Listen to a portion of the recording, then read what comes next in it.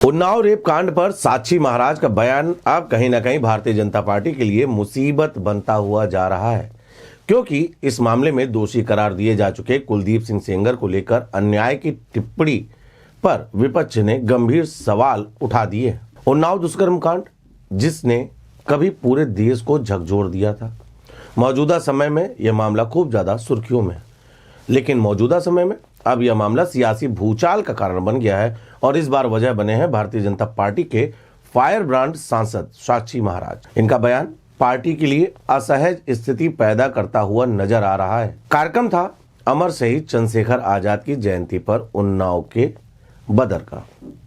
यहां पर आयोजित कार्यक्रम के दौरान सांसद साक्षी महाराज ने उन्नाव रेप कांड के दोषी एवं पूर्व विधायक कुलदीप सिंह सेंगर को लेकर एक ऐसा बयान दे दिया जिसे अब विपक्ष ने पीड़िता के साथ खड़े होने के बजाय दोषी के प्रति सहानुभूति करार दे दिया है। स्थानीय रिपोर्टर का कहना है इस कार्यक्रम में डिप्टी सीएम ब्रजेश पाठक भी मौजूद थे।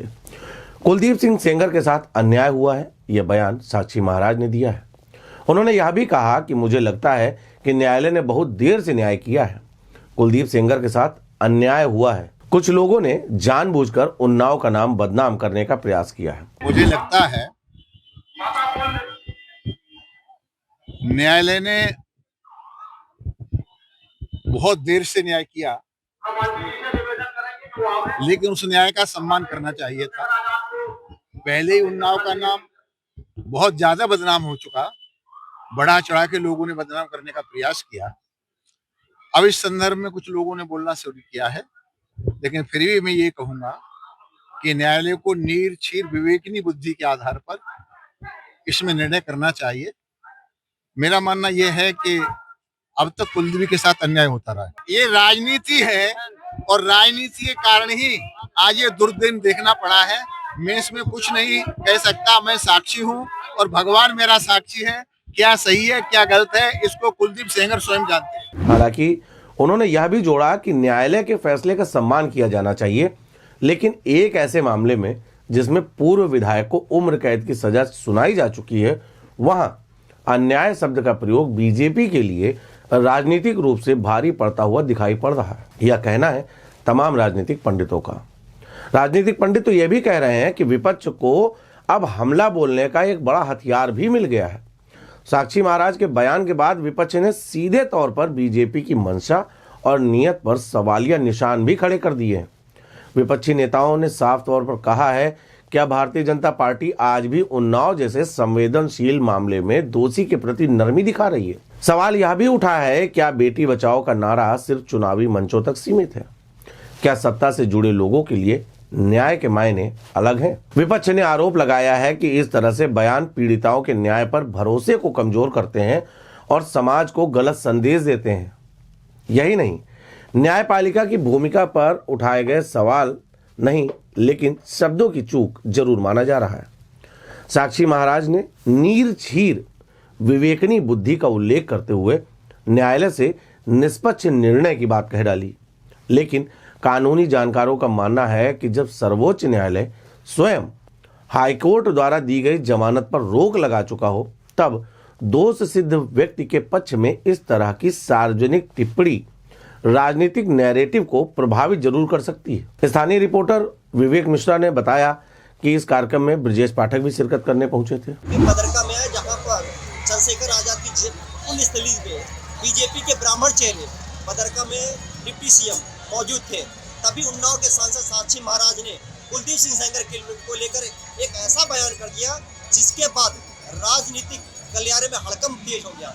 साक्षी महाराज ने कुलदीप सिंह सेंगर के पक्ष में अपनी मांग मुखर कर दी है और ये साफ तौर पे कह दिया कि कुलदीप सिंह सेंगर निर्दोष है। सुप्रीम कोर्ट का स्पष्ट रुख है कि सीबीआई की याचिका पर सुनवाई करते हुए दिल्ली हाईकोर्ट ने उस आदेश पर रोक लगा दी थी जिसमें वर्ष 2017 के उन्नाव दुष्कर्म मामले में कुलदीप सिंह सेंगर को जमानत दी गई थी। यह फैसला न्यायालय की उस गंभीरता को दर्शाता है जिससे वह ऐसे मामलों को देख रहा है। हालांकि इस पूरे मामले पर सेंगर परिवार की भावुक अपील भी सामने आ चुकी है।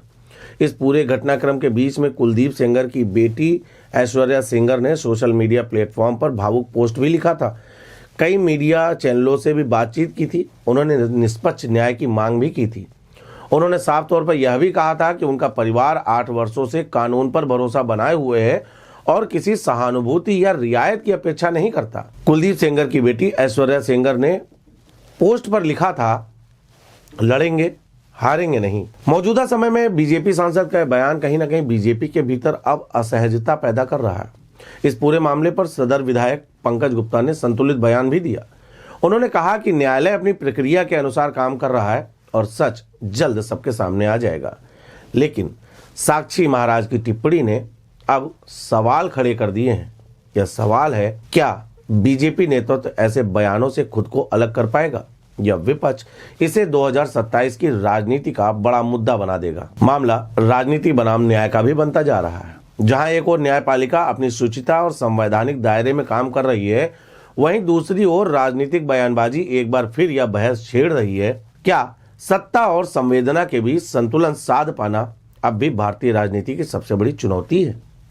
यह कोई पहला मामला नहीं है। इससे पहले ही ब्रजभूषण शरण सिंह कुलदीप सिंह सेंगर के पक्ष में पूरी तरीके से बयान दे चुके हैं, लेकिन ब्रजभूषण शरण सिंह मौजूदा समय में सत्ता में नहीं है, या यूं कह लीजिए कि किसी पद पर नहीं है।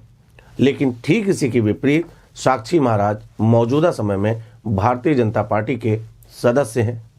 ऐसे में उनकी तरफ से यह बयान आना विपक्ष को एक बड़ा मौका मिल गया है। हाल फिलहाल अंदर खेमे चर्चा इस बात की भी है, क्या साक्षी महाराज का यह बयान भारतीय जनता पार्टी के लिए घातक सिद्ध होगा।